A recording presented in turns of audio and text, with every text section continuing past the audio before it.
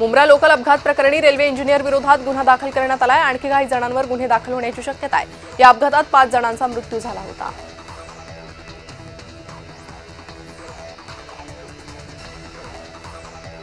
सरकारकडून शेतकऱ्याची चेष्टा केली जाते। पालघरमधील वाडा तालुक्यातील शेतकऱ्याला नुकसान भरपाईचे फक्त ₹2.30 दिलेत।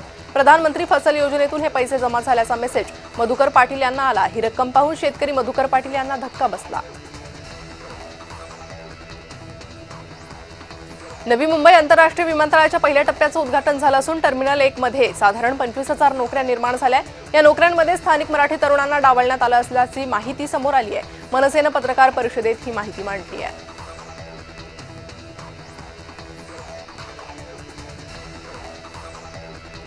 जैनमुनी निलेश चंद्र महाराज यांनी कबूतरखान्याबाबत उपोषण 15 दिवसांसाठी स्थगित केलं। विधानसभा सभापती राहुल नार्वेकर आणि पालकमंत्री मंगलप्रभात लोढा यांच्या मध्यस्थीनं आणि आश्वासनानंतर 15 दिवसांसाठी आंदोलन मागे घेतलंय। कोंढव्यामधील तरुणाकडून गणेश काळेच्या हत्येचं समर्थन करणारी पोस्ट सोशल मीडियावर करण्यात आलेली आहे। तरुणांनी बंदूक आणि काडतुसांसोबत गणेश काळेच्या हत्येचं समर्थन करणारा व्हिडिओ बनवलाय। बबलू सय्यद असं व्हिडिओ पोस्ट केलेल्या तरुणाचं नाव आहे।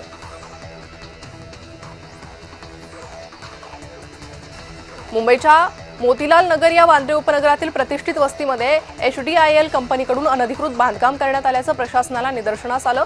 HDI अर्थात दिवाण बिल्डरकडून अनधिकृतरित्या हॉटेल बांधण्यात आलं होतं। यात अनेक व्यावसायिक इमारतीसाठीच्या निवासी खोल्या बांधण्यात आल्या होत्या।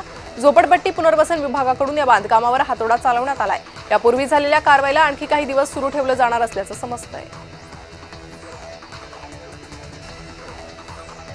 महाराष्ट्र जलसंपदा विभाग आणि GSC PSP महा प्रायव्हेट लिमिटेड हरियाणा यांच्यात पंचमौली देवळीपाडा जलविद्युत प्रकल्पासाठीचा सामंजस्य करार पार पडला।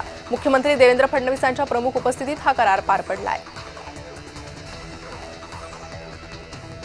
पुणे महानगरपालिकेनं नव्यानं मान्य केलेल्या 6 STP प्लांटचं तब्बल 1,860 कोटी रुपयांचं टेंडर भाजपच्या एका पदाधिकाऱ्याच्या कंपनीला देण्यात आलंय। हे काम भाजपच्या पदाधिकाऱ्यालाच देण्यासाठी निविदा प्रक्रियेत अनेक बदल करण्यात आल्याचा आरोप पवार गटानं केलाय। याला विरोध दर्शवण्यासाठी महापालिकेच्या गेटसमोर आंदोलन केलंय। कल्याण माळशेज राष्ट्रीय महामार्गावरील शहाड पुलावर डांबरीकरणाचं काम करण्यात येणार असल्यानं या पुलावरील वाहतूक 3 ते 23 नोव्हेंबरपर्यंत सर्व प्रकारच्या वाहनांकरता बंद राहील।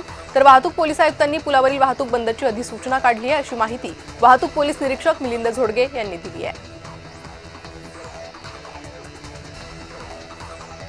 रोहित आर्य एन्काउंटर प्रकरणी माजी शिक्षण मंत्री दीपक केसरकर यांची चौकशी होईल। पोलिसांकडून दीपक केसरकर यांचा जबाब नोंदवला जाणार असून केसरकरांना रोहितशी बोलण्याची पोलिसांनी विनंती केली होती।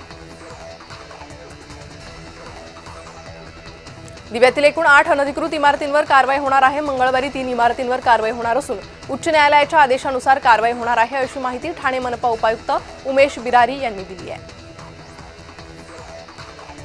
मुंबई विमानतळाचे 2 रनवे 20 नोव्हेंबरला बंद राहणार आहे। देखभाल आणि दुरुस्तीच्या कामासाठी निर्णय घेण्यात आलाय। सकाळी 11 ते संध्याकाळी 5 वाजेपर्यंत हे रनवे बंद राहतील।